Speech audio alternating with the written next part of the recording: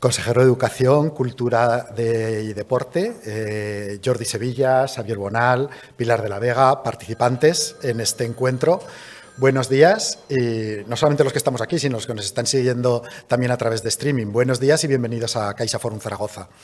La semana pasada inauguramos este tipo de encuentros, estos seminarios, COVID-19 y España Social, en el que la semana pasada la profesora Antonio Díaz hacía un repaso sobre cómo había afectado a la economía española.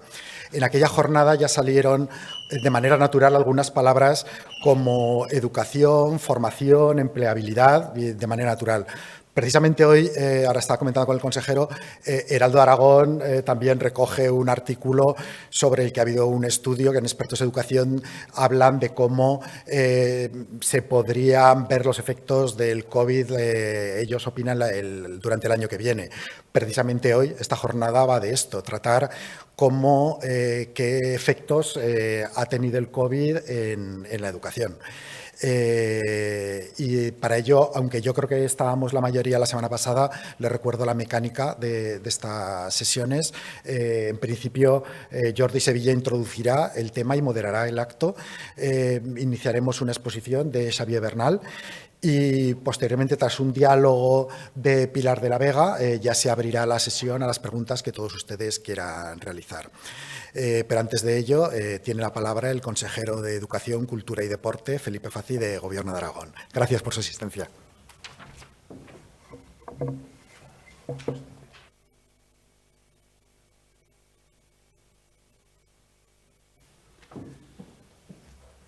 Buenos días. Yo, muy brevemente, simplemente quería agradecer la invitación a esta jornada de hoy, a este lunes.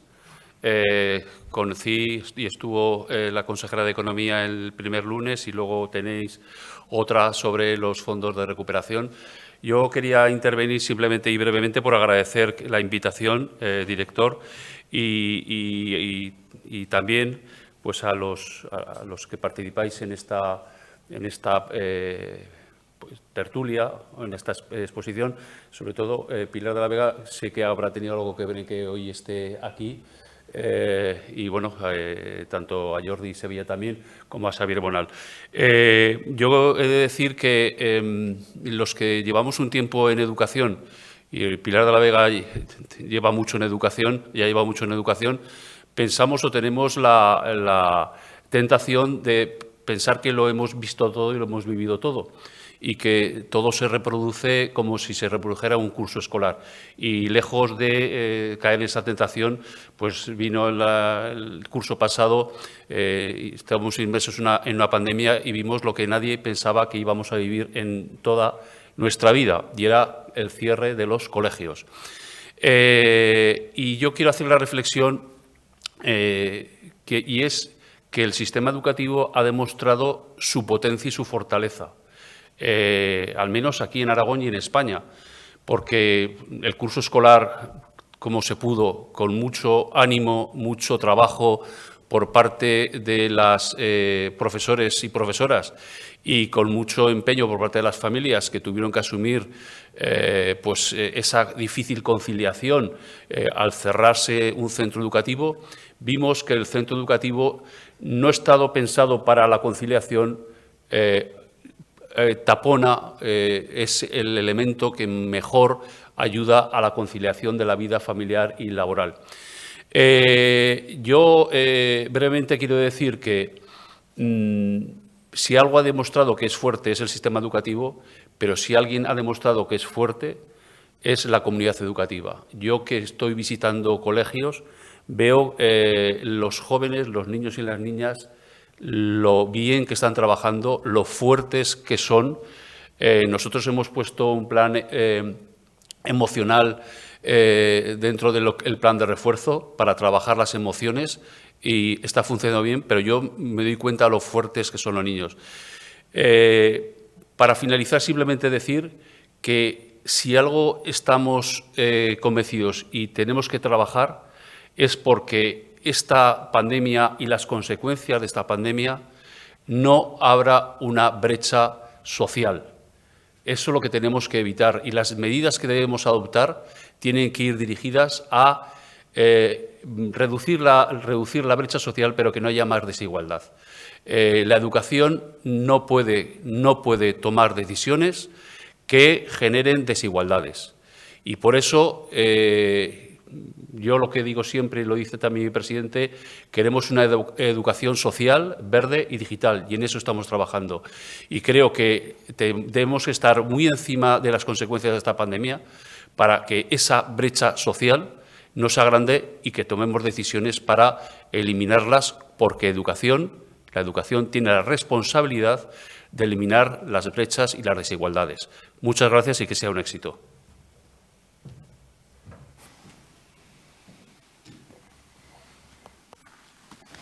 Bueno, pues muchas gracias, consejero. Hoy empezamos el segundo acto de COVID-19 y España social. Vimos la semana pasada las desigualdades, hoy vamos a ver el impacto en la educación y como la semana pasada creo que empezamos con la proyección de un vídeo. No, eso que os arregláis. La semana pasada, los que estuvierais allí, se habló mucho de educación. Como estoy seguro que hoy se va a hablar mucho de desigualdad. Porque es evidente que nos hemos construido un imaginario social fundamentado en datos reales a lo largo de los últimos 50 años, en el que la educación ha sido una pieza clave del ascensor social y, por tanto, ha sido un elemento fundamental de una política de igualdad de oportunidades que permitía la posibilidad de que la gente con menos posibilidades ascendiera socialmente. Esto no es teoría, seguro que aquí no soy el único, pero yo soy un ejemplo de eso, de cómo la universidad, en aquel momento pública y bastante gratuita, me permitió salir de un barrio muy, muy humilde de Valencia y mejorar la posición social. Por tanto, casi que estaba pensada como la segunda parte de la semana pasada en ese sentido de vínculo entre la educación y la desigualdad. Yo creo que el COVID ha hecho que el futuro nos atropelle.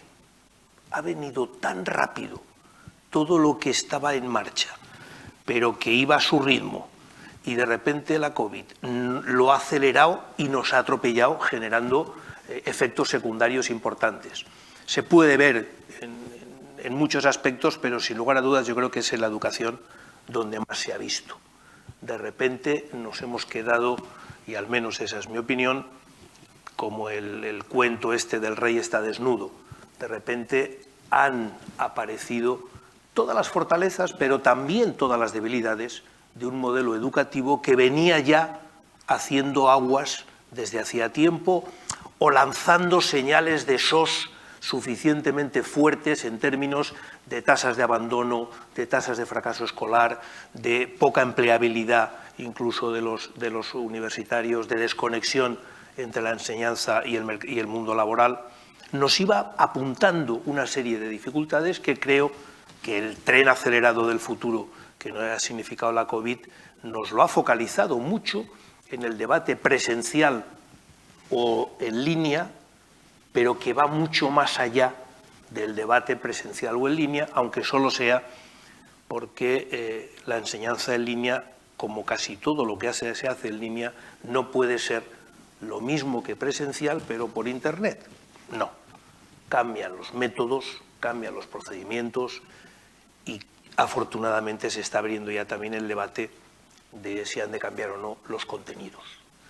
Ha sido una revolución que ha afectado a las familias, que ha afectado a los profesores, que ha afectado a los alumnos y que de repente, como digo, como en el cuento del rey está desnudo, nos hemos encontrado con una educación que ha mostrado también sus fortalezas, pero que nos va a obligar, seguramente con las debilidades que hemos visto, a acelerar también la respuesta, a acelerar también el proceso de cambio en un modelo educativo que debe de aspirar a seguir siendo una de las piezas fundamentales del ascensor social en una sociedad. No solo, pero también y fundamentalmente una herramienta de lucha contra la desigualdad social.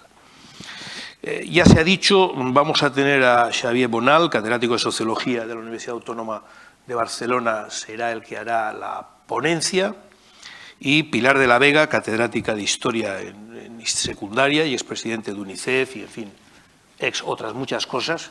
Le pasa un poco como a mí, eso que yo siempre digo, que todos tenemos un pasado y algunos dos. Pues Pilar tiene al menos 2 pasados. Será la que hará el debate y hará un poco lo que en términos académicos se llama el discussion. Xavier, tienes la palabra. Bueno, muchas gracias. Dejadme comenzar por mi más sincero agradecimiento por la invitación y por participar en este debate y, por supuesto, felicitar a la organización por la oportunidad de abrir un debate sobre las consecuencias sociales de la COVID. Ahora lo decía Jordi Sevilla, ¿no? Estamos ante una situación absolutamente nueva, inédita en nuestro sistema educativo y en tantas vertientes de la cuestión social, ¿no? Déjenme empezar por una reflexión breve en torno a que si algo ha puesto también en valor esta pandemia, aparte de muchos efectos de toda índole, ha sido poner en valor también las ciencias sociales, más allá de, evidentemente, el debate sobre ciencias de la salud, ¿no? Pero yo he visto como nunca, por la transformación social que ahora comentaban, que se ha producido a consecuencia de la crisis de la COVID y del confinamiento, la necesidad de analizar más que nunca y de atender a las consecuencias sociales de la COVID. Y es curioso porque ha estado en primer plano y yo creo que todavía tenemos muchos deberes desde un punto de vista político. Es decir, la respuesta política no ha estado quizá a la altura hasta el momento, yo creo, de lo que ha sido la transformación desde un punto de vista de la evidencia que se está aportando y del interés que está despertando esta situación, ¿no? Y creo que la educación es un muy buen ejemplo de ello, ¿eh? Y mi objetivo en la sesión de hoy es especialmente atender a cómo hay aspectos que conocemos y muchos otros que no conocemos de los efectos de la crisis de la COVID en educación que sin duda tienen que llevar a replantear muchos aspectos de la política educativa y de ello me voy a ocupar al final, ¿eh?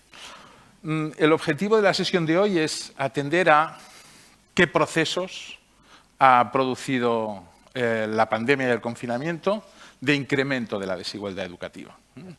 Coincidiremos en que la situación anómala que se ha producido, decía el consejero con razón, que ha habido grandes esfuerzos por parte de las administraciones públicas y la administración educativa en particular y sobre todo por parte de la comunidad educativa para dar respuesta a la crisis, pero también es cierto que las condiciones estructurales y las condiciones de desigualdad preexistentes han generado situaciones de aumento de la desigualdad, ¿eh?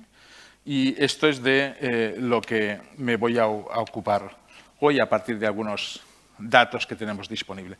Déjenme comenzar, de todos modos, por una reflexión breve acerca de que precisamente esta situación inédita que ha supuesto la desaparición de la escuela y la ausencia de la escuela, se produce en un momento en el que el siglo XXI tenemos algunos debates educativos que la propia pandemia, de algún modo, se ha ocupado de desmentir como un contrafactual. Fíjense, a menudo hemos hablado de que vamos hacia la sociedad del autoaprendizaje, ¿no? Internet tiene muchísimos cursos cursos masivos online, como las plataformas de Coursera, los mock cursos. Yo estoy en la universidad, los incentivos que intentan darnos desde el rectorado cada 2x3 de generar conocimiento en la red y para grandes públicos es enorme. Esto es cierto que está produciéndose, pero creo que la pandemia ha puesto de relieve cuán lejos estamos todavía de ser capaces de organizar al menos un autoaprendizaje para todos. La segunda cuestión es que también han aparecido debates en torno a si precisamente a través de la tecnología y a través de lo que los ingleses llamaron los teacher-proof materials, ¿no?, somos capaces de casi prescindir del profesorado. automatizamos los procesos de enseñanza-aprendizaje, el acceso al conocimiento se convierte más autónomo. Por lo tanto, la pregunta sería, ¿el profesor o la profesora son prescindibles en el aula? Fíjense qué pregunta nos estamos haciendo a principios del siglo XXI y qué ha evidenciado el impacto de la pandemia sobre la necesidad y el rol del profesorado.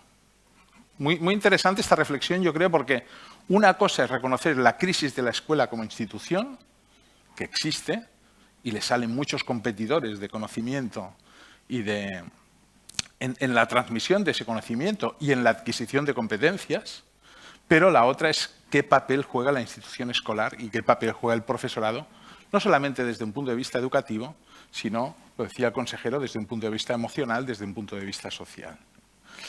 Y en tercer lugar, un tercer debate que también está presente. Fíjense cuando Apple y Google nos dicen que ya no se van a fijar en los títulos universitarios, ya no vamos a atender a las credenciales educativas. El primer punto de debate de la conferencia intersectorial de educación, es decir, donde se encuentran todas las comunidades autónomas, y creo que el consejero lo puede corroborar, fue si el tercer trimestre del curso 19-20, del curso pasado, era o no evaluable. Es decir, la preocupación por si íbamos a evaluar a los alumnos o no. Yo tuve la sensación que se debatía más sobre si evaluábamos bien o no a los alumnos que si nuestros alumnos iban a aprender o no en el tercer trimestre. Por lo tanto, el valor todavía del credencialismo educativo está presente en el debate público, en el debate político. Bien, esto simplemente a título introductorio. Veamos qué ha pasado.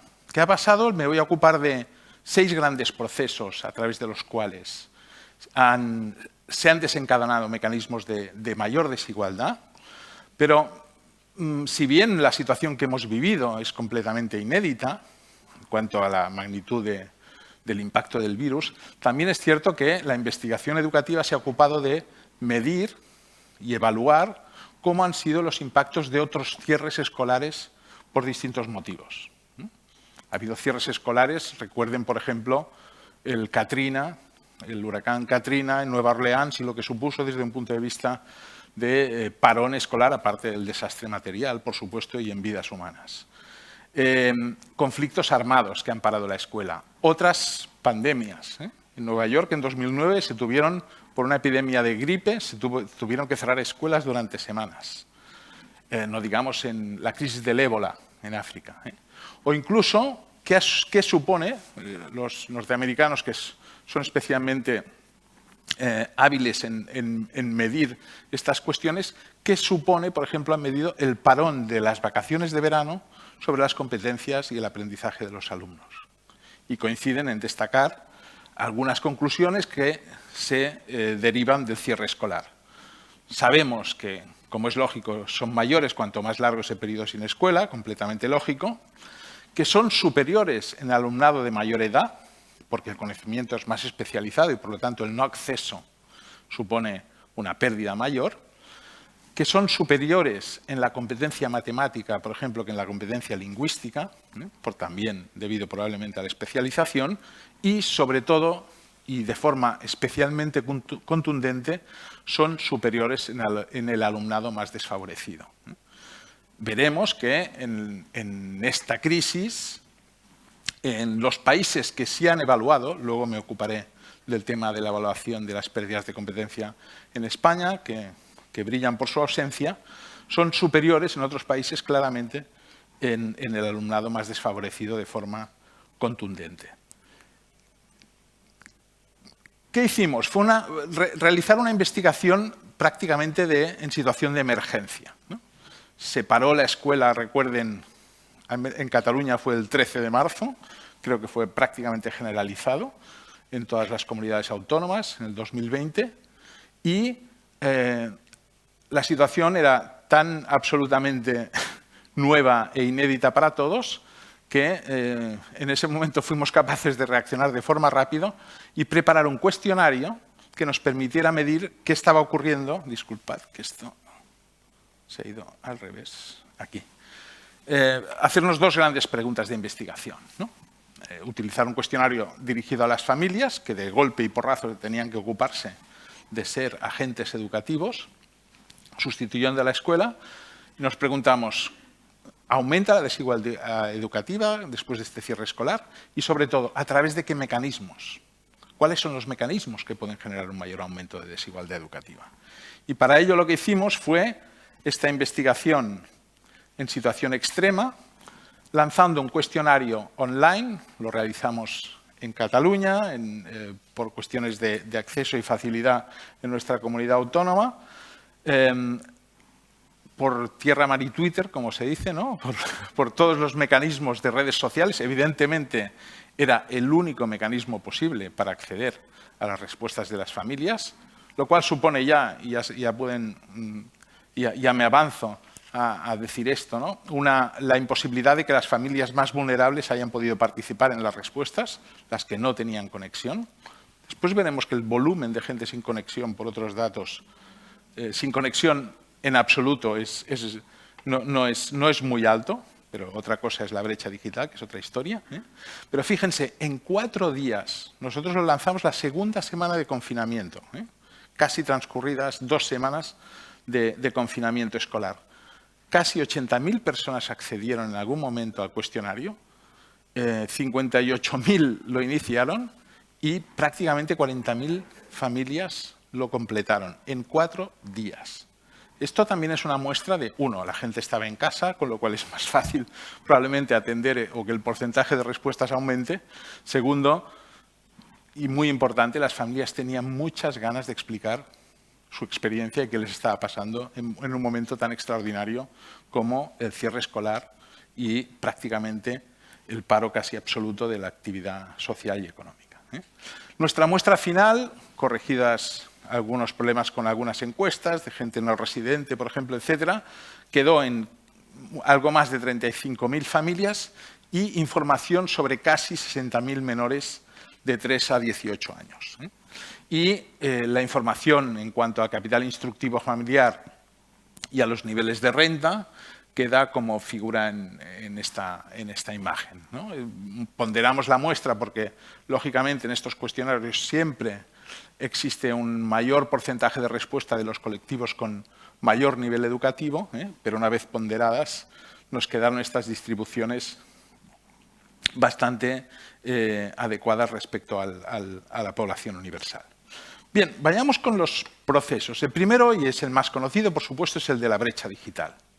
La brecha digital, como sabemos, una cosa es la no conectividad, la otra es en qué condiciones nuestros niños y niñas podían acceder a dispositivos y a unas condiciones de conectividad óptimas para poder dar respuesta a sus tareas escolares y al aprendizaje en general. Fíjense, solamente un 3,50% de los que contestan tienen el 3,5% acceso a través del móvil, un 15% tiene un solo dispositivo en el hogar y en un 56% de los hogares existe menos de un dispositivo por persona. Y en realidad solamente este porcentaje, que ahora la imagen me lo tapa, pero creo que es próximo al 40 y pico %, tiene al menos un dispositivo por hogar. Fíjense, en una situación donde la familia está teletrabajando y, por lo tanto, padres y madres utilizando los ordenadores, ¿qué acceso real tenía el alumnado a los ordenadores? Cuando miramos cómo se distribuyen el acceso a estos dispositivos por quintiles de ingresos, pues por ejemplo se puede observar, como era de esperar, una escala perfecta entre los quintiles de renta más pobres y los quintiles de mayor nivel. Por lo tanto, existe una brecha digital objetiva. Más allá, no estoy entrando en la competencia de las familias en desarrollar, en hacer uso de esos dispositivos, sino simplemente el acceso. ¿Qué acceso? El hardware. ¿Qué acceso a los dispositivos y cómo se distribuye desigualmente el acceso a esos dispositivos?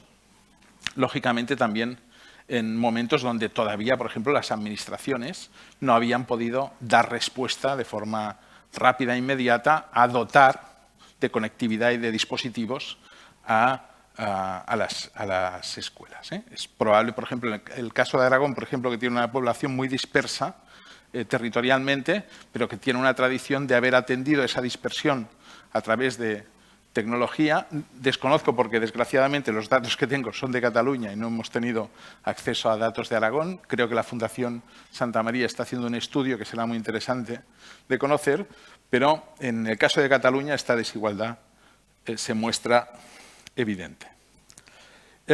La segunda cuestión es, el segundo gran proceso es cómo en los hogares existe una desigual capacidad compensatoria en la educación a distancia.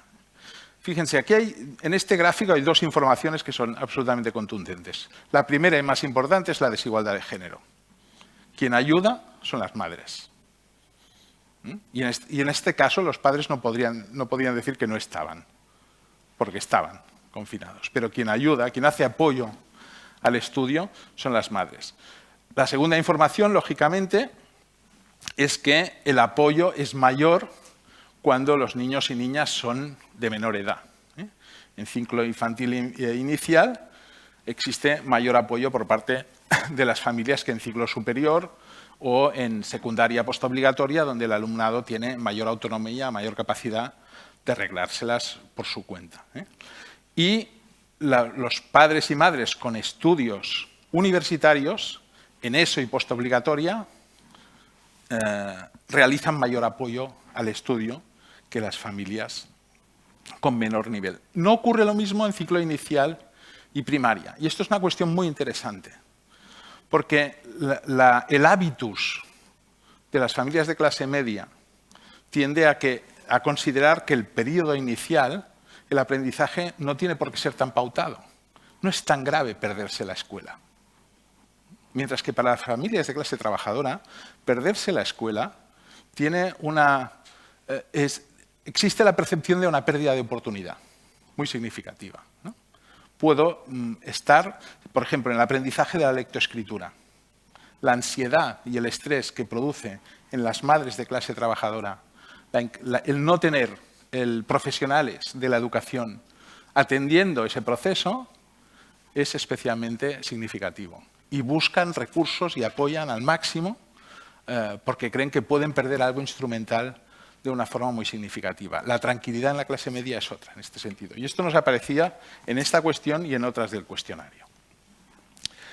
De forma interesante, cuando las madres no realizan apoyo al estudio, las razones que, por supuesto, se ponen más sobre la mesa son el hecho de que la madre no lo necesita. Las madres con estudios obligatorios de forma menor, porque evidentemente estamos hablando de alumnos, en este caso, de mayor edad. Pero fíjense, en el caso de que se aduce el motivo de falta de conocimientos y falta de competencia, en las madres de estudios obligatorios, un 27% de las madres que dicen que no realizan apoyo al estudio es por falta de conocimientos, cosa que no ocurre con otros niveles educativos. Por lo tanto, claramente existen condiciones desiguales de atención, de compensar la ausencia de escuela a través de la educación a distancia entre familias con un nivel de capital instructivo y con otro. Un tercer proceso, un tercer elemento que hemos observado y que nosotros analizamos con diversas preguntas, pero esta quizá es de las más significativas. ¿Cómo son las prácticas de educación informal? Es decir, ¿qué hacen padres, madres y niños y niñas cuando están en casa?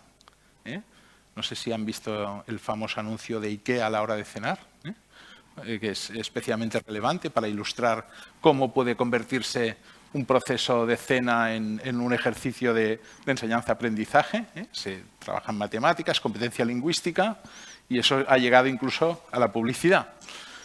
La educación informal es muy importante desde el punto de vista de adquisición de competencias. Aquí hemos reflejado las diferencias entre estudios obligatorios, familias con estudios obligatorios o con estudios universitarios, de niños y niñas de entre 3 y 18 años, es decir, según este nivel de estudios de la madre, y qué actividades realizan más unos y otras. Fíjense, por ejemplo, el acompañamiento en la lectura. que muchos estudios demuestran que para la adquisición de competencias y la capacidad cognitiva es una tarea muy importante. Existe una diferencia de más de 20 puntos entre lo que realizaban en la segunda semana las familias con elevado capital cultural o con bajo capital cultural. Y en prácticamente todas las actividades, en hacer deporte, aquí no estoy hablando de deporte como actividad extraescolar, sino deporte, el famoso zumba que hemos hecho todos durante el confinamiento, ¿no? El acceso a las pantallas, también por disposición de pantallas, las manualidades, la práctica de idiomas, por ejemplo, la práctica informal de idiomas, no de cursos. Y en cambio, fíjense que en estas, el seguimiento de propuestas educativas a través de las redes sociales, la práctica y el uso de videojuegos o el seguimiento de programas de televisión, es donde se invierte el tipo de práctica cotidiana entre las distintas formas de capital cultural. En cuarto lugar, llegamos a la escuela. ¿Cómo han reaccionado las escuelas al cierre? Nosotros introducimos en el cuestionario preguntas sobre una serie de ítems relacionados con la tarea escolar. Hay que tener en cuenta, para interpretar los datos que ahora mostraré, una cuestión que en el caso de Cataluña fue muy claro, no lo sé en otras comunidades autónomas. En el caso de Cataluña, el consejero de Educación dijo: este es periodo no lectivo durante la segunda semana de confinamiento, porque no podían asegurar la equidad en la capacidad de hacer la enseñanza-aprendizaje. Después de Semana Santa del año anterior, todo se normalizó.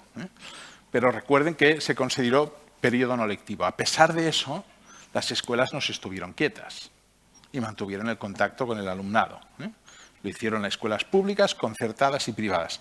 Pero, al ser una decisión oficial, las públicas lo hicieron menos que las concertadas y privadas, y los datos lo reflejan de forma significativa.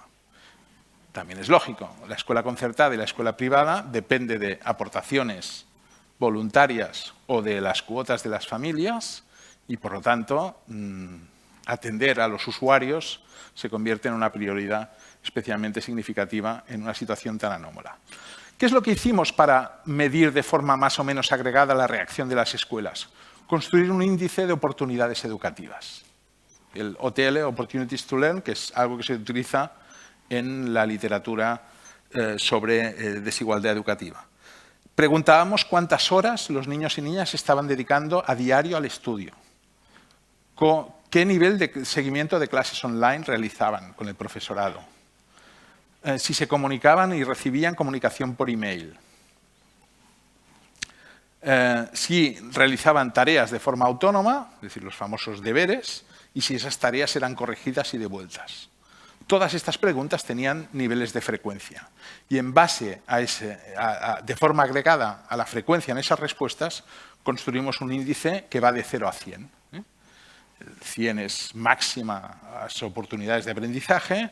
Esto quiere decir dedicar como más de 5 horas de estudio al día, recibir de forma regular clases online, recibir comunicación por mail, hacer los deberes que le mandan a uno y recibir feedback sobre el mismo. ¿Qué nos sale? Pues no voy a mostrar los datos porque son muchos y prolijos, pero que el OTL se relaciona con el número de dispositivos en el hogar, lógico, por lo tanto también con el nivel de renta familiar, con el curso del alumno, cuanto mayor es el alumno, mayor es el OTL,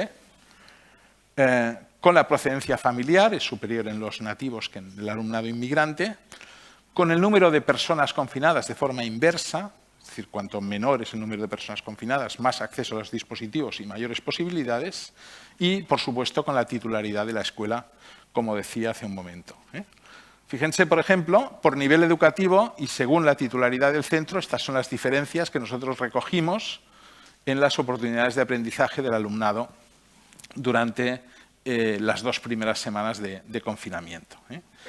Como es lógico, salen diferencias importantes y fíjense especialmente cómo la FP continúa siendo la hermana pobre del sistema educativo. Los ciclos formativos de grado medio, el nivel comparado con otros niveles de secundaria y con la postobligatoria, tienen OTLs iguales o agregados también diferentes. Y las diferencias entre escuela pública y concertada y privada, por los motivos que antes comentaba, aparecen claras. Y fíjense que estas diferencias se mantienen relativamente estables en la escuela pública por quintiles de renta. En cambio, en la concertada y especialmente en la privada, por quintiles de renta tienden a subir. Pero el efecto escuela en el OTL es mucho mayor que el efecto nivel de renta, sin duda, porque está basado básicamente en el tipo de reacción que realizaron las escuelas. Bien, en quinto lugar, quinto proceso, ¿qué pasa con las extraescolares? Sabemos cada vez más que el acceso a la actividad extraescolar es algo más y más importante para entender formas de acceso y de acumulación de capital cultural y de diferencias sociales en el acceso a la educación. Esta es la distribución que nosotros recogemos de nuestro cuestionario del acceso a las extraescolares del alumnado que está cursando nivel de enseñanza secundaria obligatoria según el nivel de estudios de la madre. Fíjense que en deporte, por ejemplo, y curiosamente, es donde las familias con menor capital cultural las frecuentan más. En cambio, en idiomas no es así. En refuerzo escolar, como es lógico, las familias de menor capital cultural las frecuentan más. Y luego, en actividad artística y musical en especial, vuelven a existir diferencias según el capital cultural de las familias. ¿Qué ocurre con la COVID? ¿Cuáles son las actividades extraescolares que ha sido posible mantener de un modo u otro? El deporte no, por supuesto.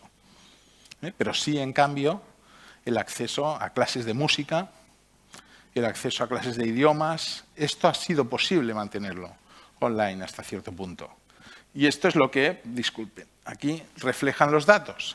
Todo el mundo reduce después de la COVID las extraescolares, sin duda, pero las familias con estudios postobligatorios e universitarios consiguen reducir menos de lo que lo tienen que hacer las familias con estudios obligatorios, que recordemos que ya acceden menos de forma agregada al volumen de actividad extraescolar.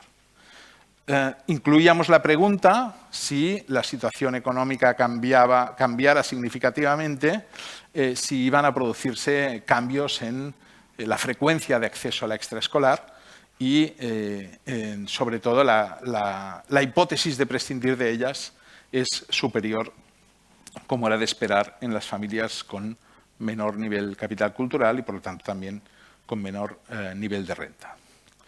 Por último, son pinceladas. Si entran en la web, tenemos una web sobre el proyecto que reúne muchos más datos sobre los resultados.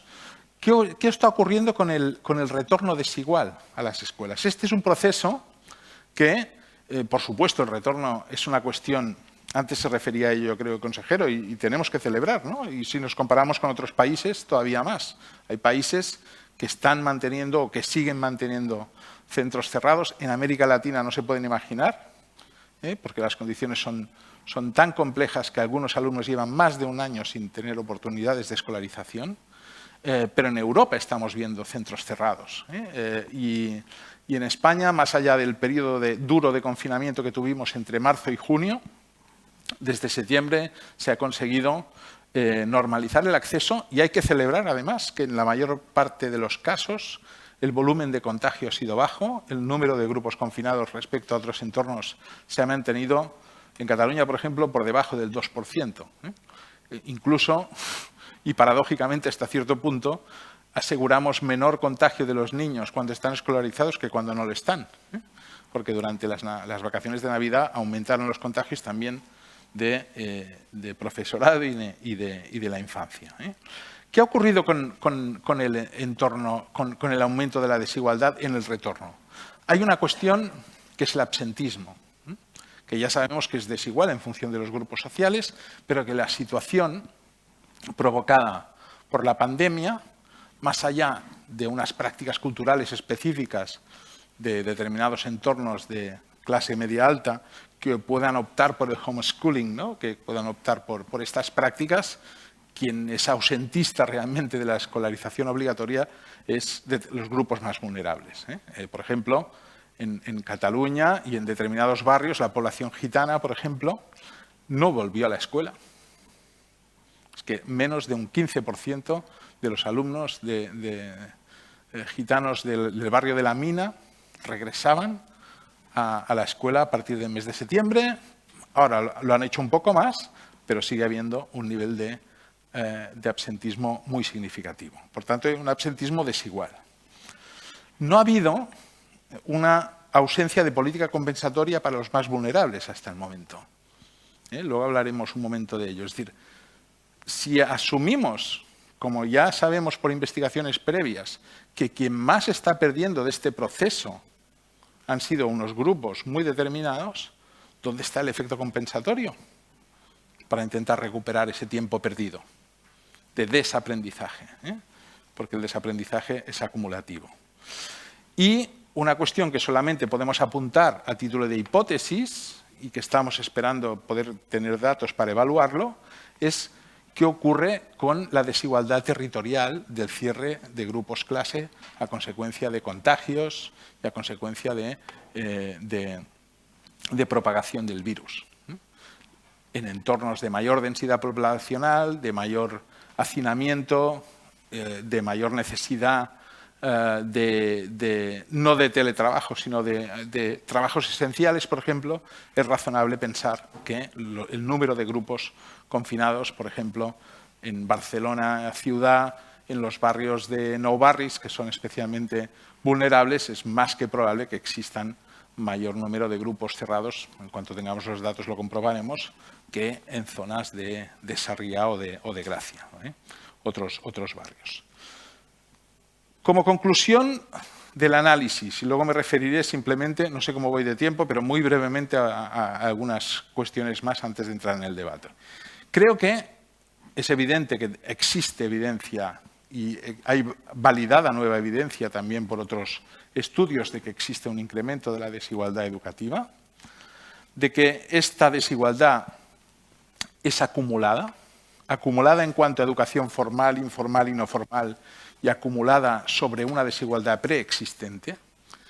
Y, evidentemente, que se abren nuevos retos para lo que hemos denominado la nueva normalidad, en general sobre qué tipo de políticas públicas y qué tipo de política educativa es necesaria para dar respuesta a esta crisis, ¿no? ¿Cómo debe ser la política educativa post-COVID? Y con esto voy a terminar con 4 apuntes sobre esto. La primera cuestión es tener en cuenta qué pasa con los costes del cierre escolar. Permítanme, por ejemplo, poner sobre la mesa cómo hasta cierto punto el debate público ha hablado de planes de emergencia para por supuesto, la respuesta en la salud, porque es urgente, porque si no, la población se muere, ¿no? O sea, ha sido una necesidad obvia y necesaria. Pero ha habido planes de rescate, planes de emergencia en el terreno económico y social, que me parece esencial. Mi pregunta es, ¿dónde está el plan de emergencia educativa? Porque los costes del cierre escolar, evidentemente, no tienen la visibilidad de los costes en el terreno de la salud. Uno no se muere educativamente al día siguiente, pero se muere pasado mañana, educativamente. Con lo cual, ¿cómo evaluamos las pérdidas asociadas al cierre escolar y cómo desarrollamos también una política para compensarlo? Porque sabemos, por ejemplo, un estudio de la Education Endowment Foundation de Inglaterra nos muestra que las pérdidas se están midiendo entre el 25 y el 75% de las competencias anuales que adquieren los alumnos según los grupos sociales.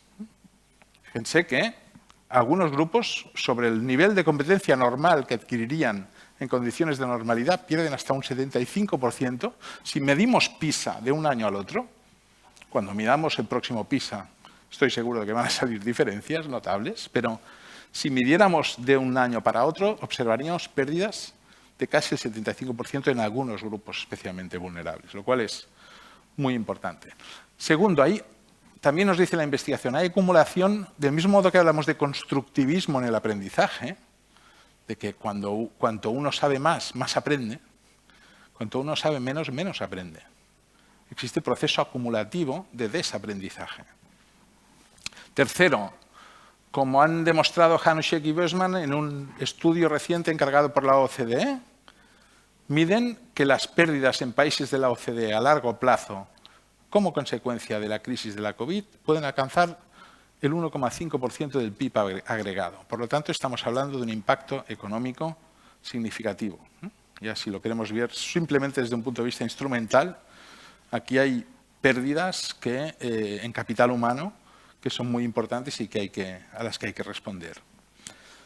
Estamos ante un aumento más que previsible del abandono educativo prematuro y de la desvinculación y de la desafección escolar. Aquí simplemente la investigación más interesante es la que está recogiendo de forma cualitativa cómo el profesorado de los centros más vulnerables tiene dificultades para acceder y contactar, ha tenido dificultades y para recuperar incluso el vínculo educativo del alumnado socialmente más desfavorecido.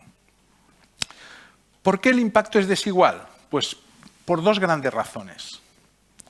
Primero, porque existen condiciones educativas distintas, como acabamos de ver, ¿no? El apoyo escolar de los centros puede ser distinto. Hay centros, por ejemplo, desde el punto de vista del equipamiento y la conectividad, existen diferencias importantes. Porque, como hemos visto, existe un apoyo de la familia al aprendizaje que es desigual según el capital instructivo familiar, pero también según las condiciones de si las familias pueden teletrabajar o no, estar en casa o tienen que ir físicamente a su lugar de trabajo. Porque existe, y muy importante, situaciones de segregación escolar. A igual nivel social, han podido ser atendidos mucho mejor las familias vulnerables que están en escuelas no segregadas que las que están en escuelas segregadas. Porque las redes de apoyo y los sistemas de ayuda mutua que se puede producir en un centro mixto y no homogéneo son mucho mayores que, evidentemente, en las escuelas que denominamos gueto, porque el nivel de concentración y de problemática es enorme en todos los sentidos. Pero también el impacto es desigual porque hay diferencias en las condiciones de educabilidad, no solamente en las condiciones educativas, ¿no? Condiciones de educabilidad es qué es lo mínimo necesario hoy para que un niño o una niña puedan aprender. No simplemente desde un punto de vista de conocimiento, de cuestión cognitiva, de acceso al currículum, sino de condiciones materiales, de condiciones psicosociales, de cuál es la situación laboral, cómo aprende un niño o una niña que en situación de confinamiento ha tenido que estar en casa y ha vivido situaciones de violencia doméstica. O donde ambos progenitores se quedan en el paro, con problemas materiales y con problemas, evidentemente, psicológicos derivados de ello. O cómo aprenden en contextos donde el nivel de competencia digital es mucho menor, ¿no? La alfabetización del siglo XXI requiere competencia digital. Por lo tanto, existen diferencias también, no solo en las condiciones educativas, sino en las condiciones de educabilidad. Termino con 4 prioridades que yo creo que deberían estar sobre la mesa en inversión en educación. Y es interesante porque creo que la semana que viene van a hablar de los fondos Next Generation y hay cuestiones sobre las cuales reflexionar, sobre las prioridades de inversión en el terreno educativo, de cuánto ponemos y de dónde lo ponemos para hacer frente a la crisis post-COVID que tenemos ante nosotros. Primera cuestión, hay que recuperar el vínculo educativo. Hay que recuperar el vínculo educativo de una parte muy importante de población y especialmente de alumnado adolescente que se desconecta. Con lo cual, y esto tiene que ver también con las condiciones de educabilidad, cómo incorporamos políticas y programas dirigidas a recuperar ese vínculo. Las condiciones de educabilidad se pueden ver mermadas por una cuestión económica. ¿Por qué no, por ejemplo, plantear posibilidades de recuperación a través de sistemas de transferencia de renta condicionadas a la asistencia escolar, como se han desarrollado en otros países y han funcionado? pero no solamente desde un punto de vista material, sino también desde un punto de vista emocional y de acompañamiento, cómo recuperamos el vínculo educativo. Segundo, cómo atendemos también la digitalización, pero no solamente a través del hardware, sino del software, ¿no? También, es decir, cómo formamos en capacidades. Ahí sí que, por ejemplo, los fondos Next Generation prevén muy claramente esfuerzos hacia la digitalización de la administración pública y también del sistema escolar, pero aquí la capacidad, el margen que tenemos todavía para mejora competencial de nuestro alumnado y las familias y del profesorado es muy amplio y, por lo tanto, este es un must, claramente. Tercero, cómo mejoramos, como decía, las condiciones de educabilidad, que pasan por cuestiones materiales, pero también de tipo psicológico.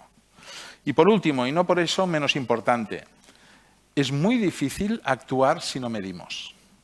El filósofo israelita Yuval Harari decía: los países que van a luchar mejor contra el coronavirus son aquellos que tengan los mejores sistemas de salud y los mejores sistemas de información. Sistemas de información, por ejemplo, en salud mismo los estamos mejorando y de forma acelerada. A través de la crisis de la COVID y el número de datos que somos capaces de generar y de recoger. No está ocurriendo lo mismo en educación. Muchos países, Estados Unidos, Inglaterra, Bélgica, Holanda, Francia, están realizando pruebas específicas para medir qué pérdidas de competencias se han producido, dónde se han producido y actuar en consecuencia. Con lo cual, tenemos todavía mucho margen de mejora, yo creo, para poder medir y para poder tener un conocimiento mucho más en época de política de Big Data y de acceso a conocimiento. Es algo absolutamente fundamental tener información educativa. Muy bien, pues hasta aquí la presentación. Aquí tienen el enlace donde tenemos muchos más datos y muchas más presentaciones realizadas. Y, por supuesto, ahora encantado de participar en el debate que surja. Muy bien. Hemos puesto la moda de no aplaudir, no sé por qué, pero vamos, date por aplaudido. Muy bien. Lo podemos hacer virtual, de estas cosas que te ponen ahí. Pilar, cuenta lo que te dé la gana, pero a mí me interesa dos cosas especialmente. Tu primera impresión sobre lo que has visto, sobre lo que nos ha contado Xavier, y el punto de vista del profesor, que aquí no está. Y dentro de eso, tú a lo que consideres. Bueno, pues lo primero que considero es felicitarte por la idea de hacer estas actividades, felicitarte por hacerlo en Zaragoza. Fue muy grato el otro día y muy instructivo, y ha vuelto a ser también muy grato y muy instructivo el día de hoy. Y sobre todo porque yo creo que es un espacio para dialogar, que tú lo ponías de manifiesto el otro día, que qué importante es buscar espacios de diálogo en un momento en que parece que no es posible dialogar y buscar consensos y acuerdos. Si hay algún servicio y alguna función fundamental para buscar el pacto y el acuerdo es la educación.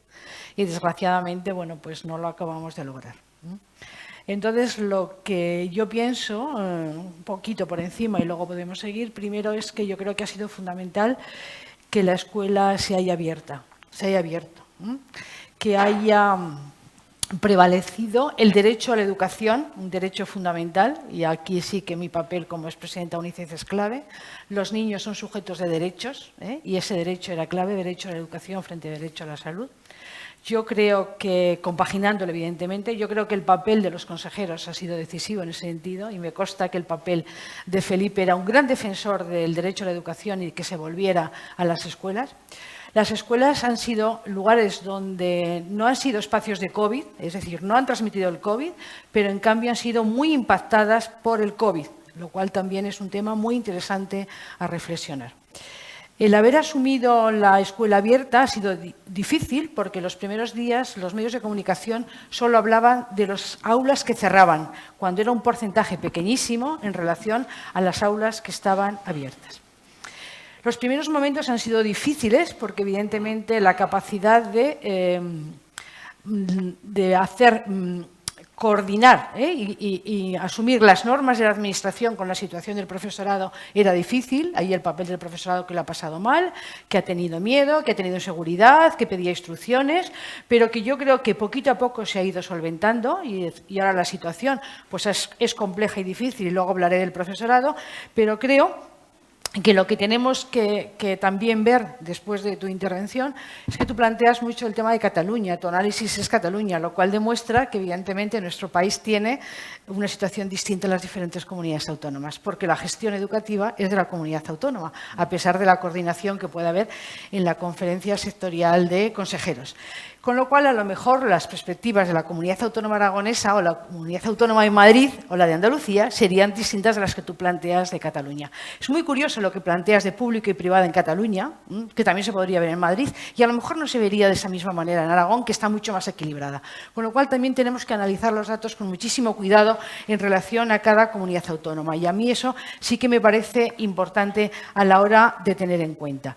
También, yo creo que en ese sentido, también estoy de acuerdo contigo, lo que ha significado el COVID es que nos ha hecho una radiografía de la educación, pero eso ya existía. Es decir, la desigualdad en educación ya existía. Yo tengo siempre 3 palabras mágicas en educación que me parecen fundamentales, que es calidad, equidad e inclusión.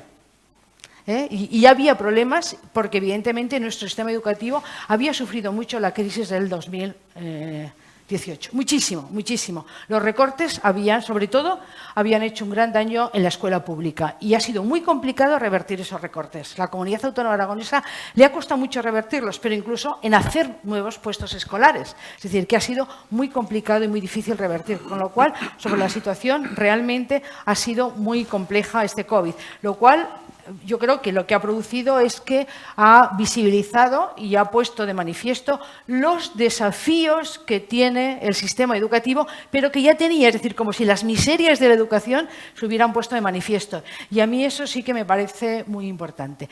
También yo querría destacar que lo que ha sucedido es que ha habido una rápida, que tú planteabas antes, Jordi, ha habido una rápida respuesta por parte de las administraciones educativas. Yo puedo hablar más de la aragonesa, pero también podría haber en general del país. Y entonces ha habido una rápida, y ha sido un poco el tema de la educación digital.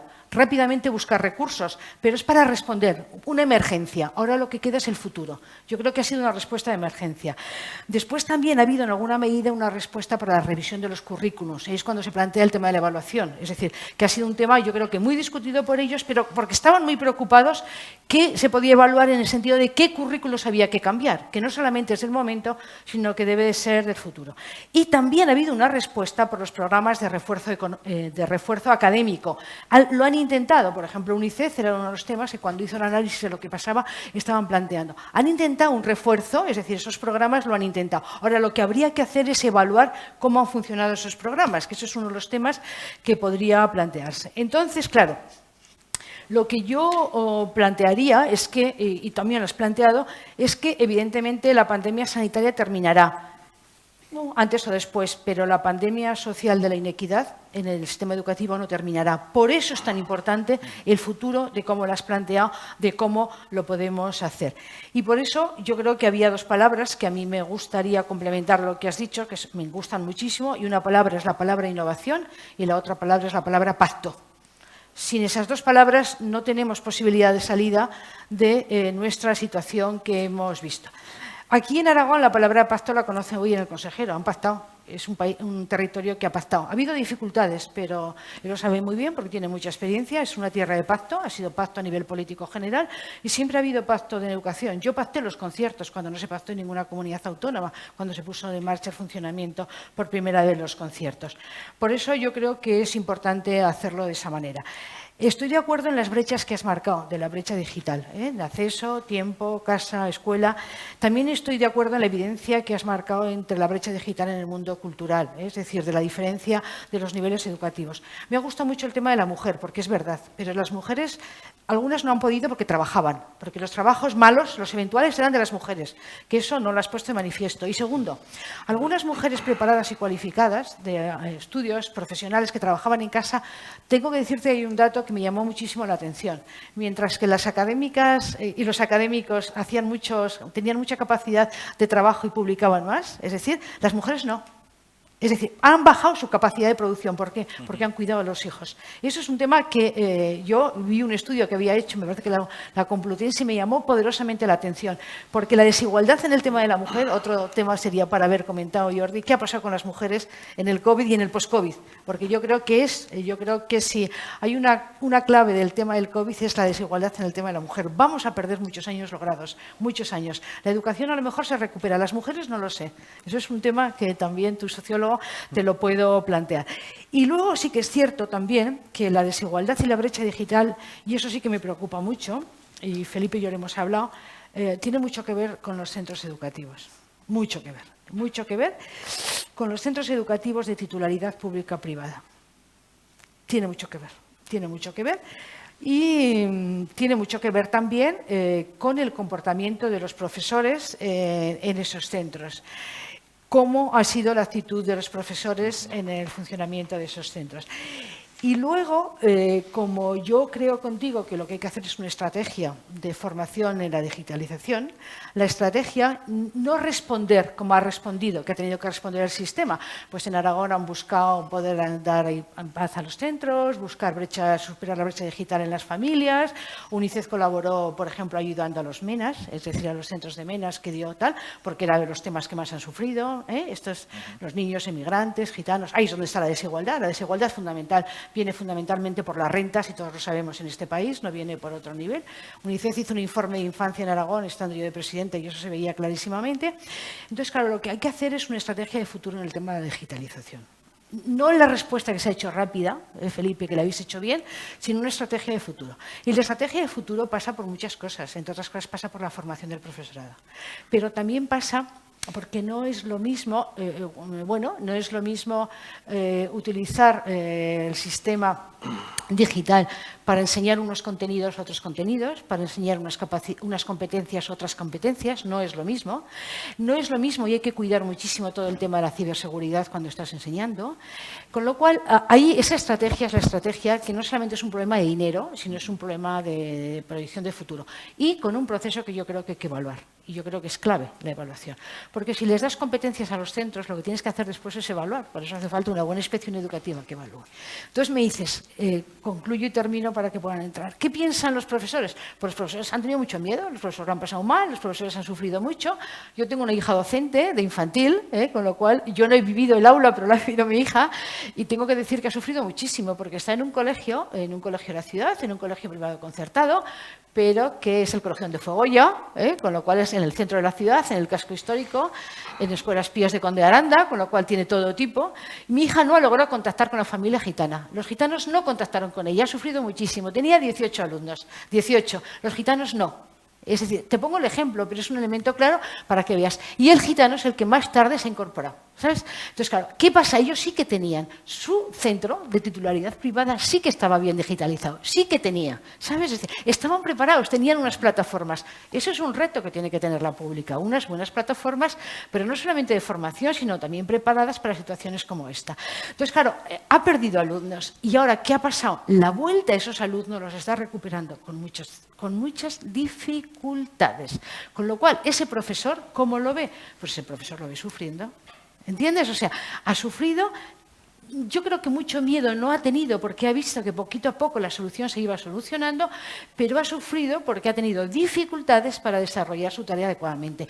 Es posible que algunos hayan pasado, pero yo creo que son menos los pasotas que los que realmente se han involucrado en el sistema, porque si no el sistema, como ha dicho el consejero, no habría funcionado. Si no, se hubieran involucrado. Es decir, aplaudimos a los sanitarios. Yo he aplaudido muchas veces, en público y en privado, en la radio y en mis artículos, a los docentes, porque creo que es necesario aplaudirlos. Y a los niños.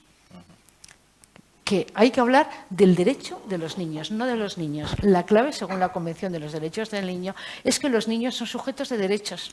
Y como sujetos de derechos son los que en este proceso han perdido bastante y entonces hemos de pensar en ellos. Muy bien, Pilar. Antes de dar paso al público, Xavier, te voy a dar la oportunidad de que contestes un poquito tus reflexiones, las que te han suscitado la intervención de Pilar. y la que yo te voy a hacer ahora. Yo te voy a pedir que des un paso adelante. Es decir, hasta qué punto de esos primeros 3 asuntos que tú has hablado, del autoaprendizaje, del papel del profesor o de los títulos, hasta qué punto, cuando pase la COVID, no estaremos un poquito más cerca, sin llegar al 100, pero entre el 0 y el 100, es decir, el qué se enseña y el cómo se enseña va a ser muy diferente, porque hay que integrar no solo el ordenador, sino todas las plataformas a las que te da acceso el ordenador.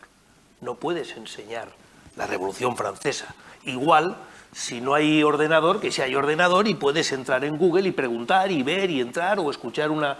No puede ser lo mismo, ¿no? Entonces, da un pasito más cuando pase el COVID, ¿qué de esto podremos aprender y qué cambios habrá que hacer? Y, por supuesto, lo que te haya suscitado Pilar. Muy bien, pues muchas gracias. Gracias a los dos. Y Pilar, es que diría que en el 99% de acuerdo con todas tus reflexiones, ¿no?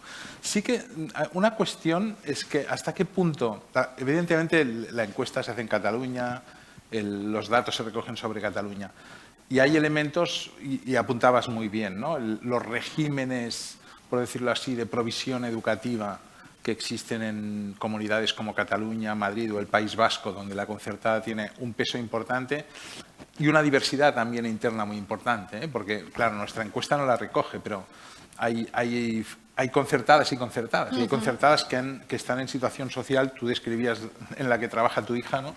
Y hay muchas de este tipo también en Cataluña, ¿no? Fuera de esta cuestión, yo tengo la impresión, no sé, creo que hay un estudio, antes comentaba, ¿no?, de la Fundación Santa María, que está en marcha sobre el caso de Aragón. Tengo mucho la impresión de que en otras comunidades autónomas hay muchos de los efectos que son prácticamente extrapolables, sobre todo lo referido a las diferencias en capital cultural, a las condiciones de aprendizaje, y en todo esto no tengo ninguna duda, ¿no? Y sí que es cierto que la desigualdad en el sistema educativo es preexistente, y la crisis de los recortes, y en otros trabajos nos hemos ocupado de evaluar incluso hasta qué punto la crisis de los recortes educativos del 2008, etcétera, provocó mayores desigualdades. Pero también creo que hay algunas cuestiones a las que debemos atender o que la pandemia ha desnudado del sistema, ¿eh? Creo que la digitalización es por excelencia, ¿no? Cuando teóricamente muchas comunidades autónomas ya presumían de tener digitalizadas con el equipamiento físico muchas escuelas, luego la realidad pone de relieve que el uso y el acceso efectivamente puede cambiar mucho, ¿no?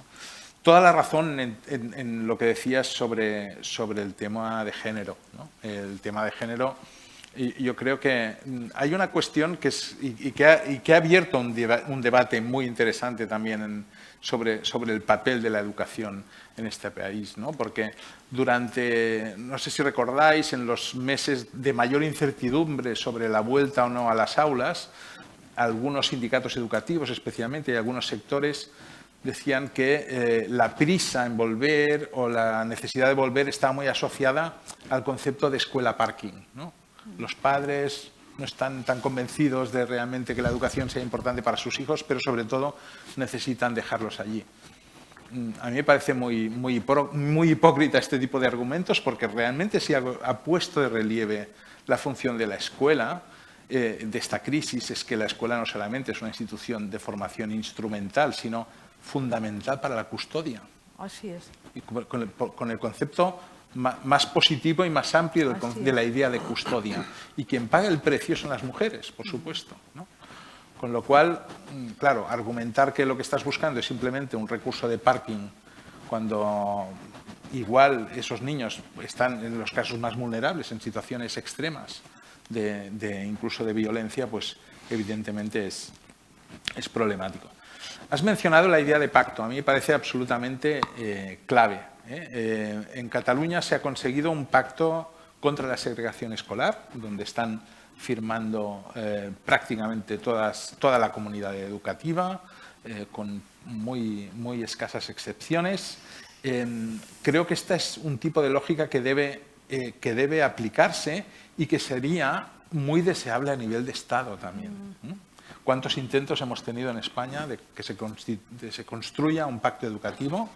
En la Universidad Internacional Menéndez y Pelayo este año va a haber un curso, si todo lo permite y podemos estar físicamente allí, si no lo haremos online, sobre una semana monográfica sobre educación, entre los que vamos a incluir el tema de qué es una educación de interés público, y van a participar también mesas de partidos políticos para que nos cuenten qué es lo que previene, qué es lo que dificulta conseguir un pacto educativo. Si una pandemia no es capaz de ponernos a firmar un pacto, es que realmente estamos en una situación muy compleja, ¿no?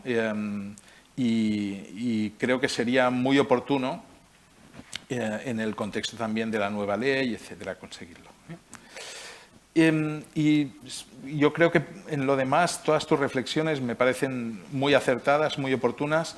Quizá simplemente señalar un aspecto más que quizá yo no he comentado en la presentación, pero que me parece esencial.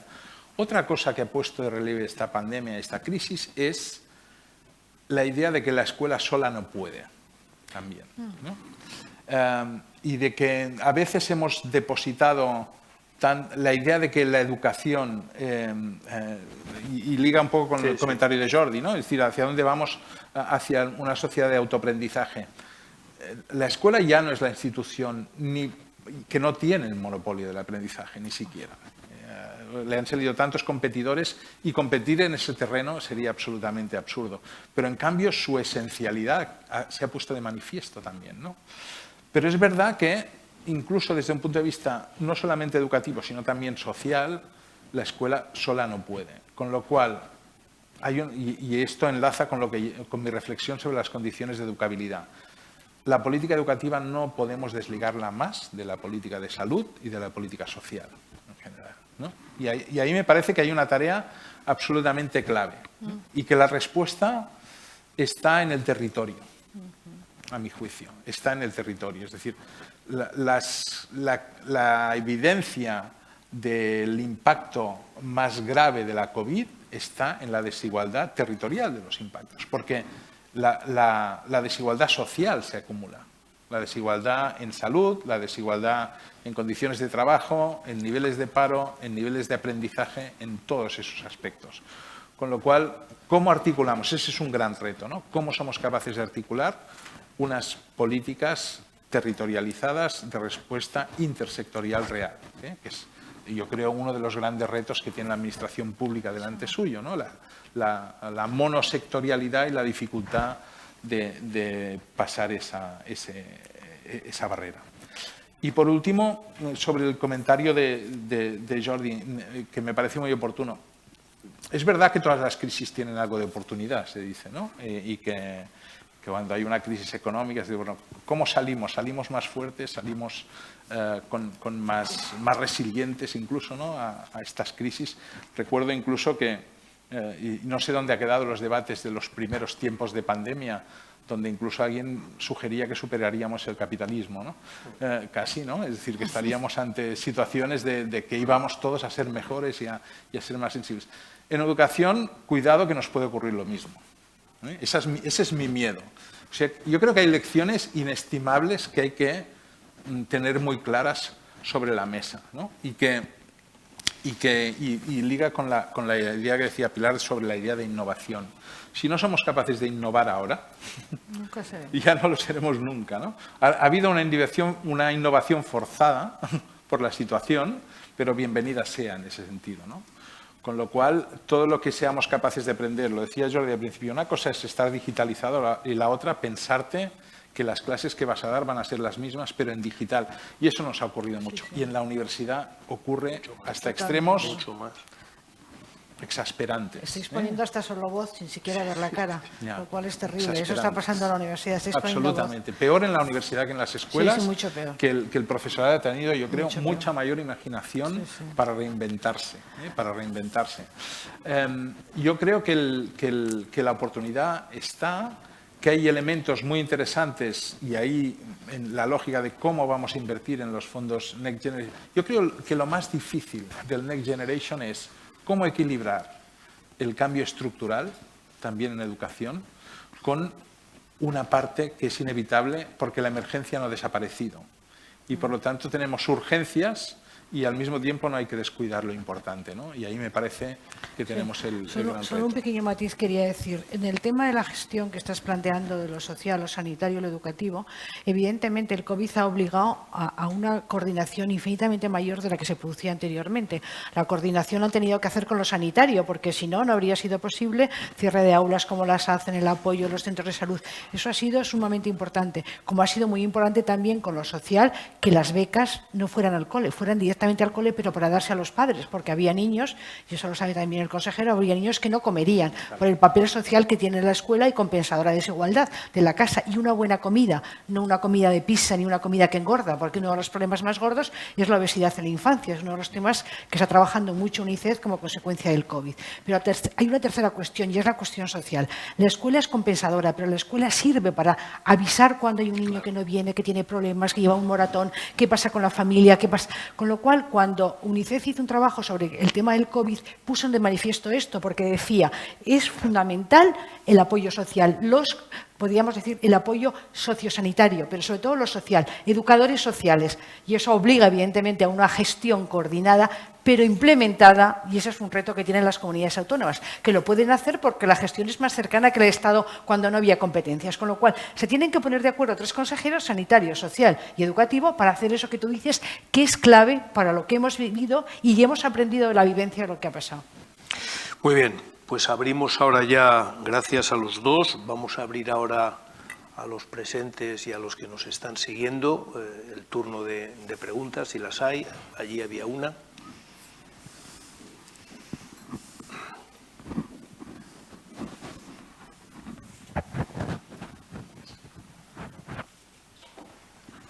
Hola, buenos días. Muchas gracias por las intervenciones que han sido estupendas. En primer lugar, un dato, porque lo ha mencionado el profesor Bonal, hay algo más de actualmente 150 millones de niños que todavía no han vuelto a la escuela y además, y Pilar lo ha mencionado también, es una cuestión de derechos, pues hay todos esos niños que todavía no han vuelto a la escuela. Y un problema fundamental que habéis abordado en las 2 intervenciones es que la solución pasa por esa democratización digital, una de las soluciones de acceder a recursos digitales, medios, acceso a Internet, etcétera, etcétera. Pero ¿hasta qué punto eso no encubre lo que habéis detectado como problema fundamental, y es la existencia de una brecha de vulnerabilidad previa? Y me explico. Por ejemplo, en Francia ahora hay un debate importante en la universidad, en torno a la reforma de la universidad, porque la universidad pública parece que va a optar por un modelo mixto de enseñanza online y presencial, con la excusa de la democratización de la propia enseñanza universitaria, pero quienes ven en esto una amenaza están hablando de la posibilidad de que eso sirva para detraer recursos de la enseñanza pública. ¿Hasta qué punto eso es una amenaza? Es decir, ¿hasta qué punto el invertir mucho, que por supuesto que creo que es necesario, pero ¿hasta qué punto invertir mucho en lo digital no va a servir simplemente para meter debajo de la alfombra un problema que es mucho más importante y mucho más de fondo, como el que estabais mencionando, el hecho de que haya, sobre todo por una cuestión competencial, comunidades autónomas en las que se está produciendo una guetización de la educación, y que creo que eso es realmente el debate de fondo y verdaderamente importante? Muy bien, muchas gracias. Xavi. Sí, yo creo que los riesgos existen y en cualquier reconstrucción me viene a la cabeza, por ejemplo, qué ocurrió con el Katrina en Nueva Orleans y el auge de las charter schools en Estados Unidos, ¿no? Es decir, en situaciones de calamidad y de catástrofe hay oportunidades de mercado. Y esas oportunidades de mercado no tienen por qué ser malas siempre y cuando sean bien conducidas y reconducidas, ¿no? Es decir, que aquí será muy clave el control público sobre, evidentemente, los pasos que se puedan dar hacia procesos de mayor digitalización. Hay ganadores y perdedores de una crisis y de esta pandemia lo estamos viendo en todos los sectores, y evidentemente las empresas de hardware y de software, evidentemente sus beneficios seguro que sacan, pero ahí es clave hasta qué punto las administraciones tienen capacidad como entes reguladores para evitar que el proceso pueda generar, paradójicamente a veces, mayores niveles de desigualdad. Y, por lo tanto, a mí lo que me parece muy bien es que se esté atento. Lo que nunca haría es frenar un proceso que, por supuesto, tiene que redundar en la mayor igualdad de oportunidades. A mí me parece muy importante el proceso de digitalización, pero a mí me parece que la presencialidad es fundamental. Pero es fundamental porque la escuela hace mucho más que dar competencias. La escuela también socializa. Y la escuela, evidentemente, crea agentes sociales, colaboradores y partícipes. Y entonces todo eso se pierde en el sentido de la digitalización. Es decir, solo apostamos por eso. La escuela es algo más que eso. Lo que pasa es que en momentos como este nos ha demostrado la importancia que tiene la escuela, es decir, la digitalización en la escuela, cuando cierras la escuela. Pero yo apuesto por la presencialidad absolutamente. Es decir, ahora, sin obviar que el alumno utiliza mucho el móvil, sabe lo que es ordenador y puede trabajar con él. Lo que tienes que enseñarle realmente es cómo se utiliza eso, cómo se trabaja con eso y cómo te forma eso. Es decir, eso es lo que yo creo que es la clave fundamental. Pero bueno, no puedes sustituirlo nunca. Yo creo que absolutamente no puedes sustituirlo. Lo mismo que cuando está el gran debate que se está produciendo ahora entre memoria y competencia, la memoria es fundamental. Porque sin memoria no puede haber competencias, pero lo que no podemos hacer solamente es memoria. Un apunte solo, simplemente, ¿no? Es que cuando se han evidenciado las dificultades para dar respuesta a esta crisis, pero imagínense que hubiera ocurrido que este virus nos llega 30 años antes, que Sí, podía haber pasado perfectamente. El impacto social y sobre la desigualdad hubiera sido 4 veces mayor como mínimo. Entre otras cuestiones, por las nuevas tecnologías, que estamos ahora aquí también, tenemos alguna pregunta de las personas que están participando online. Si no os importa, vamos haciendo mezcla. Las va a decir Marc, me parece, porque yo aquí no las puedo ver. Bueno, era solo para decir que hay 7 personas que nos siguen online y era para hacer una concentración de 2 o 3 comentarios que ha habido. Uno es Carmelo Marcén. Bueno, en general, estupendísima presentación, Xavier. O sea que ha habido mucho interés. Carmelo dice, no es exactamente una pregunta, sino una petición al ponente para que amplíe amplíe lo que has apuntado diciendo el punto de partida educativo obligatorio era muy cuestionable. Dice esto el comentario. No sé si yo no lo acabo de entender, o sea que si nos está escuchando, Carmelo a lo mejor lo puede concretar. Vale. Sí, quizás sí, porque no... Sí, vale, muy bien. Carmelo, que te estoy viendo. Carmelo. Aunque no he visto la pregunta, pero a ti sí que te estoy viendo. Si quieres concretarlo un poco más, por favor. De todas formas, sigo diciendo que el señor Moneva dice que coincide con el planteamiento de Pilar en relación a las posibles diferencias por comunidades autónomas. Carmelo, en este caso, sí claramente afirma que hay que acabar con la supeditación curricular, aumenta las inequidades. Nieves Burón, de FAPAR, hace un comentario muy largo que leeré porque me ha parecido muy interesante, aparte de felicitar a la organización y al ponente. Hemos vivido una situación inédita, comparte lo que se ha dicho, me ha sorprendido algunas cuestiones, no porque no las sospechásemos, sino porque se confirman. Apunto algunas reflexiones. Dice Nieves que la primera es, creo que en este punto es importante evaluar este curso más allá de los resultados académicos para valorar el grado de cumplimiento de normativa aplicable en cuanto a adaptaciones, planes de apoyo, atención emocional. 2. Hay que insistir en recuperar lo más rápidamente posible la actividad extraescolar. También en eso juegan un papel muy importante los centros. Era lógico e entendible el miedo, pero ya hay que avanzar en eso porque social y emocionalmente es necesario. 3. Atención especial a nuestros adolescentes. Hemos vivido mayores problemas en la calle con grupos callejeros, pequeña delincuencia, y es posible que tenga relación con la situación que vivimos y el desapego y desafección de la escuela. La escuela, afirma Nieves, es conciliación y es necesario que eso no se perciba de forma negativa. Disculpas por la extensión. Dice, el profesor Moneva también afirma en la universidad hay muchos ejemplos de formación innovadora. Creo que aquí no estaba de acuerdo con alguna cosa que se ha dicho. Ana Blanca, de FECAP Aragón, ¿no? Lo siento por la extensión, pero buenos días, felicidades por darnos la posibilidad de asistir a este foro. Nosotros creemos que tanto en lo educativo como en la socialización los niños nos han dado un ejemplo, nos hemos estado acordando de profesores y familias, que los verdaderos campeones son los niños y niñas, sobre todo los jóvenes que son los grandes olvidados. Nosotros creemos que debemos devolver a que los centros educativos vuelvan a su horario y a sus clases extraordinarias, entiendo, o extraescolares, no sé, y a todo lo que a los alumnos les ayuda a socializar y formarse. Creo que en Aragón no tiene mucho que ver con muchos puntos de lo que el ponente habla de Cataluña, por lo que agradezco al consejero el trabajo de toda la comunidad educativa. Yo añado, mi parte añade que a lo mejor el consejero podrían hablar para ver un estudio de estas características en Aragón, qué da, ¿no? qué resultados, digamos, daría una...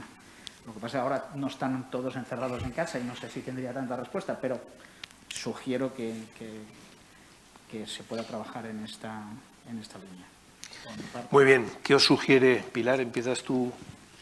¿Reacciones a los comentarios? Bueno, yo le voy a dejar la parte más sustancial para él porque es el ponente. Yo quiero hablar del tema de los adolescentes. Es decir, realmente nos fijamos quizá más en la enseñanza primaria y miramos menos la parte de los adolescentes, sobre todo la parte de bachillerato, quizá más que la parte de secundaria. La gente los alumnos de bachillerato han sufrido mucho. Es decir, yo creo que también es donde el proceso de digitalización y de trabajo ha sido más dificultoso para los profesores, sobre todo los de segundo, porque estaban muy preocupados por los contenidos de selectividad, a pesar de que selectividad se organizó muy bien, se articuló de una manera diferente y distinta, es decir, tuvo más posibilidades, pero aún así hubo mucha tensión, porque los alumnos de segundo de bachillerato, yo he sido mayoritariamente profesora de Historia de España, segundo de bachillerato, pues están muy tensionados sobre todo por la elección de carrera, y eso les ha producido mucho estrés, mucha tensión.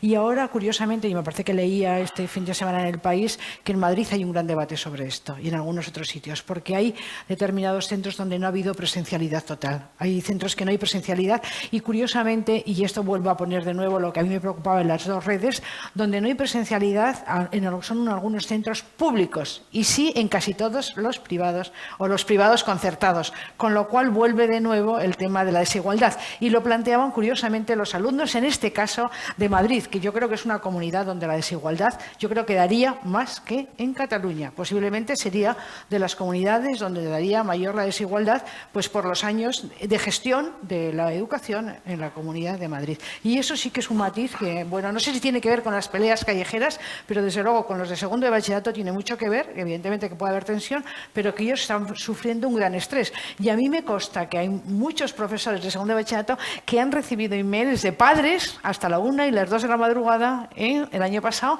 por el gran problema que tenían de seguimiento de determinadas materias en el curso. Es como detalle y el resto. Xavi. Sí, bueno, brevemente. La de Carmelo, espero que la pregunta, porque no la acabo de entender. Pero un par de apuntes sobre lo que se ha comentado. Lo de la supeditación curricular, me parece que estoy de acuerdo, pero también es cierto que a mí me parece un falso debate que ha aparecido en el debate entre recuperación emocional y competencial, ¿no? Es decir, cuando los niños vuelvan del confinamiento, lo más esencial será recuperarles emocionalmente porque tienen que... Me parece fenomenal, pero es que los propios estudios norteamericanos que, por ejemplo, ponen de relieve la importancia de los sistemas acelerados de la educación intensiva, del trabajo por mentorías, etcétera, ponen de relieve que lo emocional va estrechamente ligado a lo competencial. Que la mejor forma que tienes para recuperar, y eso no quiere decir la supeditación curricular, sino supeditación, si quieren llamarle así, competencial. Sí que es importante no obsesionarse con el aprendizaje del currículum, me parece algo clave, y sería lo más absurdo que pudiéramos hacer dada esta pandemia, pero creo que tener en cuenta que lo competencial y lo cognitivo y lo emocional van juntos me parece absolutamente central, ¿no? Completamente de acuerdo con una de las cuestiones que decía Nieves, ¿no? Yo creo que hay una cuestión que se ha puesto de relieve también en esta crisis, que es la crisis de gobernanza del sistema educativo. Tenemos una fuerte crisis de gobernanza del sistema educativo. La autonomía escolar está en el papel, pero no es real. Si no es real, primero, creo que hay una tarea de aprendizaje por parte de las administraciones de creérsela de verdad y de haber sido capaces de delegar autonomía en muchas decisiones. Y por otra parte, de directores de centro que siempre, especialmente en el sector público pasa, desgraciadamente, están esperando instrucciones para saber cómo reaccionar. Si no aplicamos autonomía escolar después de una crisis como esta, ¿cuándo la vamos a aplicar? Por ejemplo, en la gestión de los espacios, ¿no?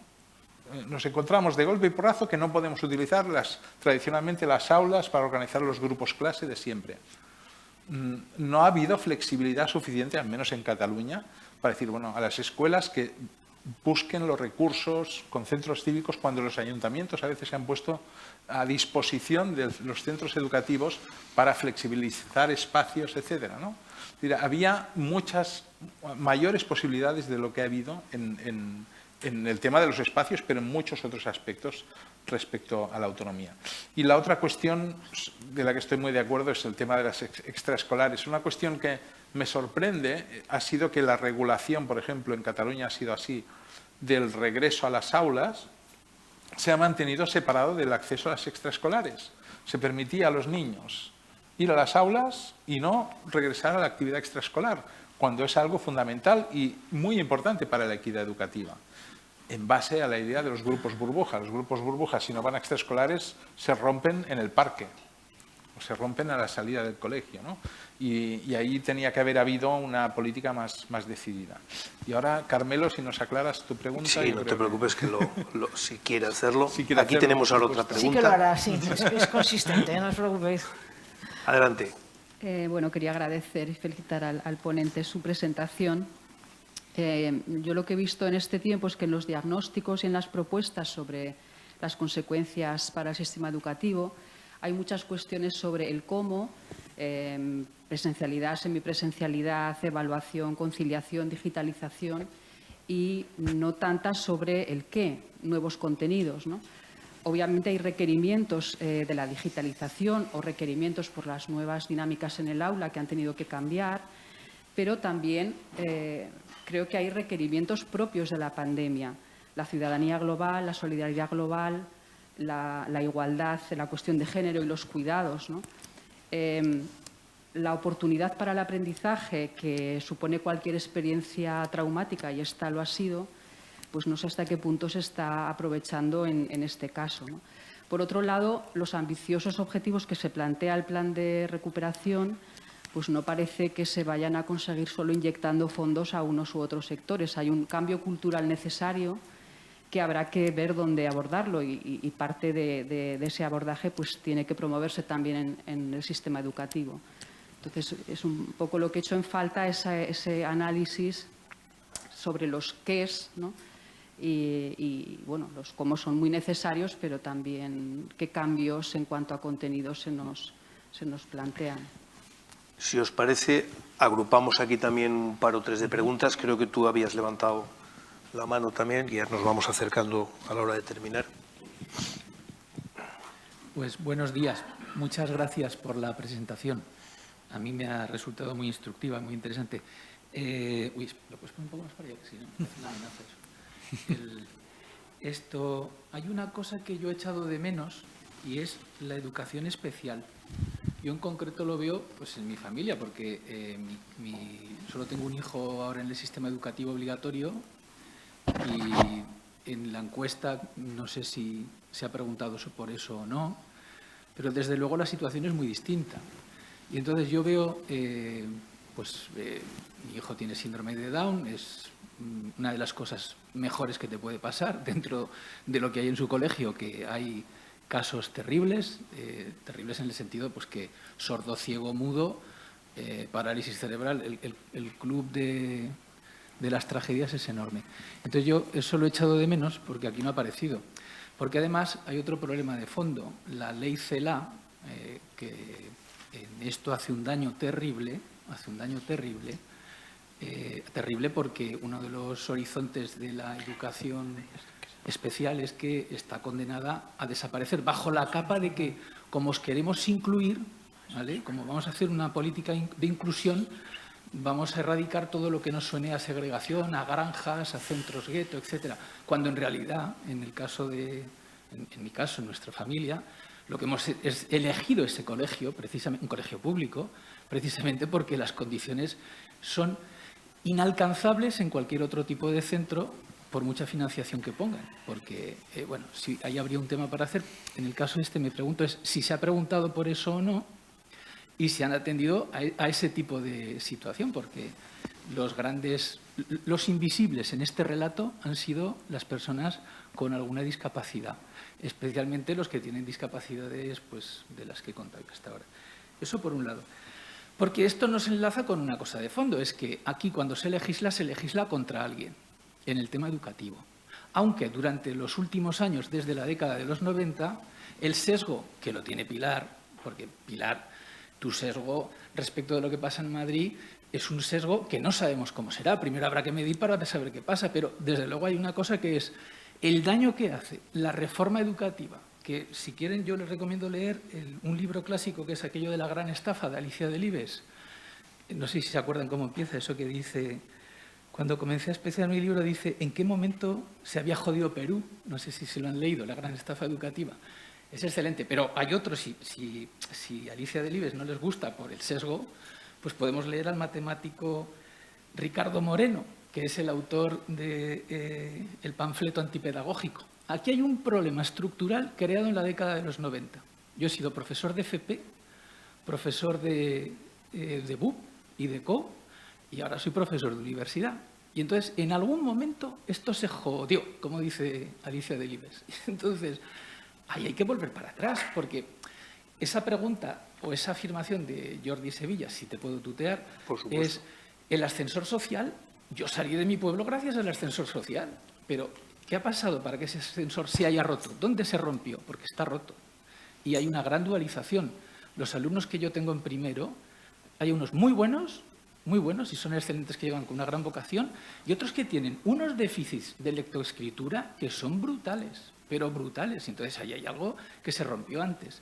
Entonces, podemos hablar de la digitalización. Yo llevo desde el año 99 coordinando un grupo que se dedica a la innovación docente, especializados en temas de digitalización. Entonces, y he dirigido una tesis que se llama El paraíso digital, donde la conclusión era que si no trabajamos en otros planos que juntos convergen en este gran lío, tenemos un problema. Entonces, bueno, perdón por extenderme tanto. Yo creo que la universidad sobrevive porque somos instituciones certificadoras. El día que se nos acabe el monopolio del certificado, o sea, de la credencial de Randall Collins, en el momento que eso se rompa, entonces tenemos muy poco horizonte por delante, porque como el papel importante de entrenadores, esa dualidad, yo soy entrenador, pero soy también un aduanero. Hay un momento que certifico al final de curso.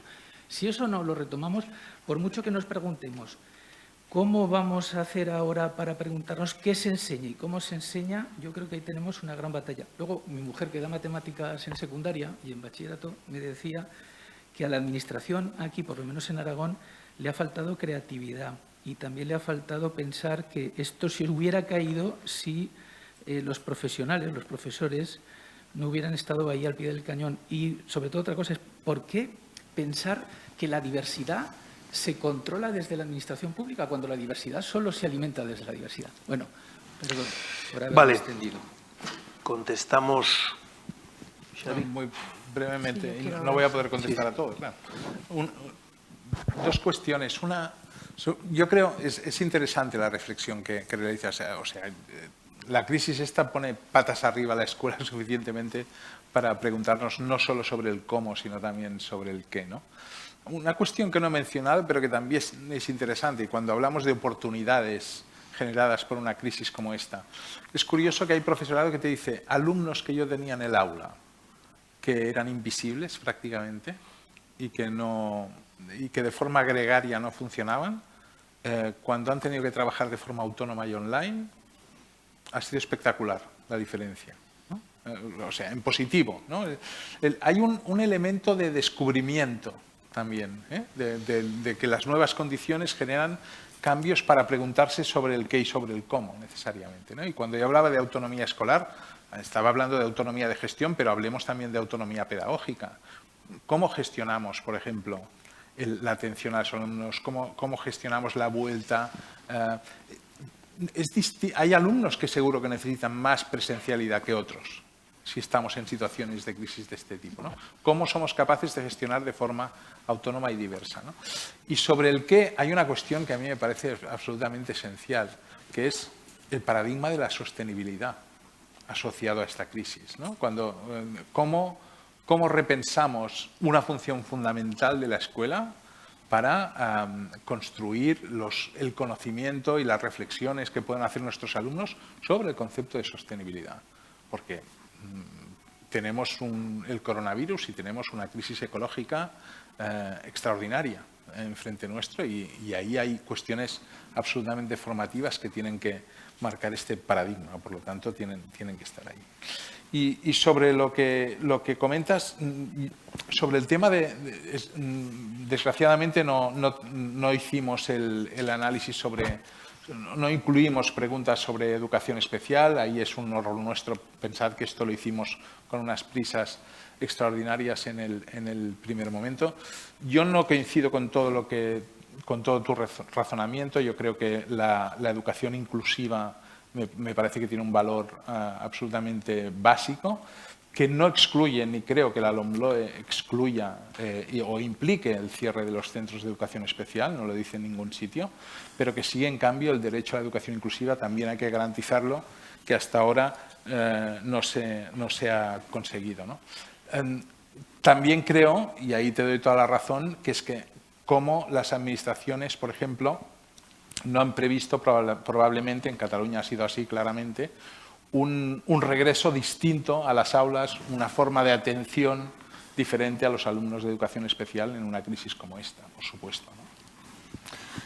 Sí, Chaime, ¿entiendes que tener sesgo educativo es defender una enseñanza de calidad, equidad e inclusiva? La tengo.